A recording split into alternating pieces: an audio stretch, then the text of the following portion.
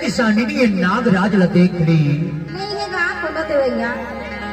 ले किसानी सोपा भर नहीं देवी पहली भर नहीं देवी थोमा भर देवी कूट के खाई ले हो तो नाम ले हो किसानी नहीं है खोलो ते भैया कहाँ गए हो तोर घर बसिया गा के ही गा कहाँ गए हाँ। ले असली जड़ी बूटी लतौला दे के जहाँ किसानी यही जड़ी बूटी के बदली में हमन साफ लम्बा से सही पाकल लेखन किसानी ले किसानी ने कोठन बीड़ी ला पियाई दे तो जाई हो किसानी हमन का के बीड़ी उड़ी नहीं पिए सपेरा बाबू नहीं पिए हाँ ले किसानी ये नागराज ला देख ली नहीं है खोलो ते भैया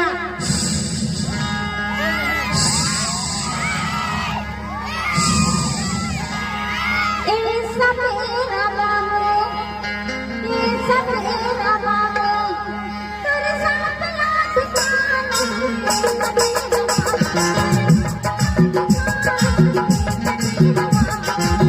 किसान की बाई किसान की बाई मैं मोर तेरे पे आना किसान की बाई मैं मोर तेरे पे आना किसान की बाई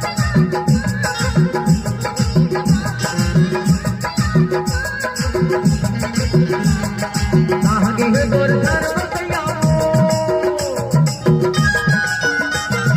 कहाँ गए तोर घर बसैया ओहो ना बलाना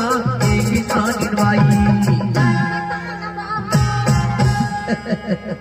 ते हमोर तेरे में आना किसान की बाई मैं मोर तेरे में आओ किसान की बाई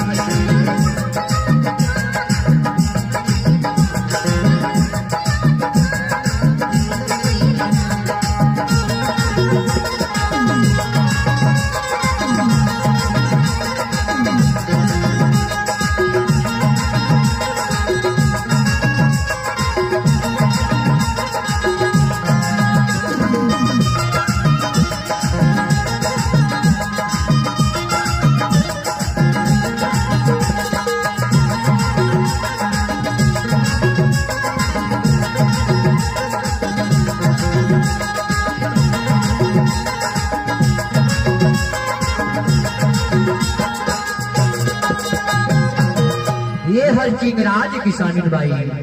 ये हर भाटा डोमी ये किसानी बाई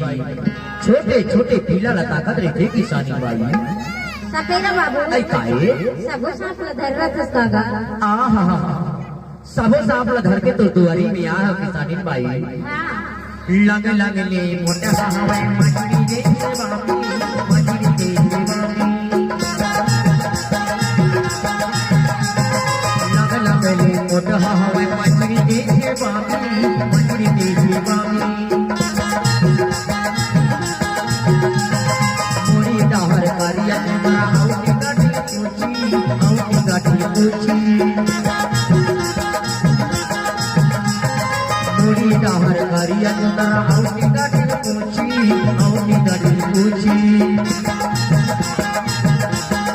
छोटे बड़े बिलन छोटे बड़े